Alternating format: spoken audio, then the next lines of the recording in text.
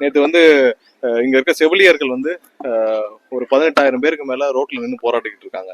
அதுல அவருடைய பட்டியலின சமுதாயத்தை சேர்ந்த அவர் யாருக்காக இந்த அரசியலுக்கு வந்தாரோ அதுல சமுதாயத்தை சேர்ந்த ஒரு 5,000-6,000 பேர் இருப்பாங்களா, அவங்களுக்காக குரல் கொடுத்திருக்க வேண்டிய அண்ணன் திருமா அவர்கள் இப்ப அரசு ஊழியர்கள், ஆசிரியர்கள் பணி நியமனம் கேட்டு இதுவரை டெட் எக்ஸாம்லாம் பாஸ் பண்ணி ஒரு 25,000 பேர் காத்துக்கிட்டு இருக்காங்க. அதுல ஒரு 7-8,000 பேர் இருக்க மாட்டாங்களா பட்டியலினத்தை சேர்ந்தவர்கள்? அவர்களுக்காக குரல் கொடுக்க வேண்டிய அண்ணன் திருமா அவர்கள் இதுவரைக்கும் இந்த அரசாங்கத்தால் பாதிக்கப்பட்ட எந்த சமுதாய பட்டியலின சமுதாய மக்களுக்காகவும் குரல் கொடுக்காத அண்ணன் திருமா அவர்கள் இன்று எங்களுடைய தலைவர் திமுகவை பற்றி பேசினால், திமுக தீய சக்தி என்று சொன்னால் அதற்காக திமுகவிற்காக வந்து குரல் கொடுப்பது மிகவே வருத்தமான செய்தி.